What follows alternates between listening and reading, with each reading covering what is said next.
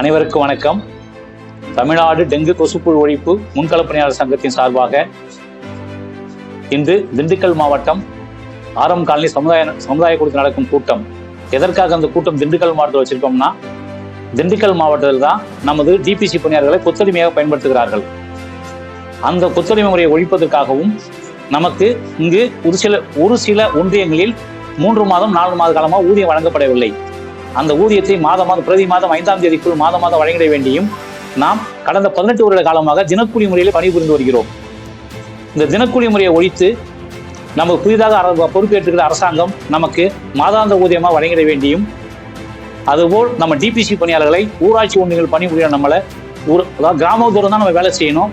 நம்மளுடைய வேலை இல்லாத மாற்றுப் பணிகள் மருத்துவமனை ஹாஸ்பிட்டல் கூப்பிட்டு மிரட்டி வேலை வாங்குறாங்க. ஆண்களை நாப்கின் எடுக்க சொல்றது, இந்த பில்லு சத்த சொல்றது, பாம்பு கடிச்சாலும் பரவாயில்ல, நீங்க எங்களுக்கு வேலையை சொல்லி மிரட்டி தான் வேலை வாங்குறாங்க.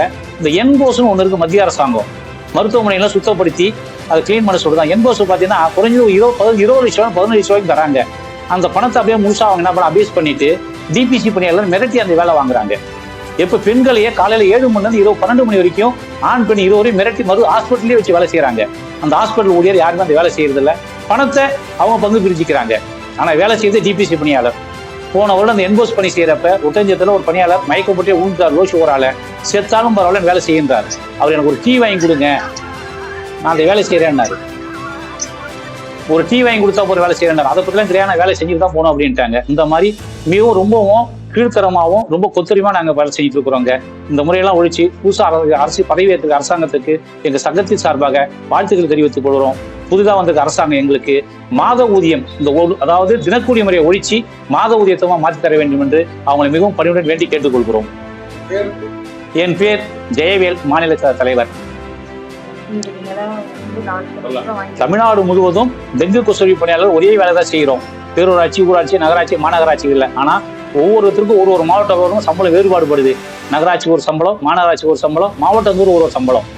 அதெல்லாம் மாற்றிட்டு சம வேலைக்கு சம ஊதியம் என்ற முறையில் எங்களுக்கு நகராட்சி, பேரூராட்சி, மாநகராட்சி, ஊராட்சி ஒன்றிய வேலை செய்கிறவங்களுக்கு ஒரே ஊதியம் வழங்கப்பட வேண்டும்.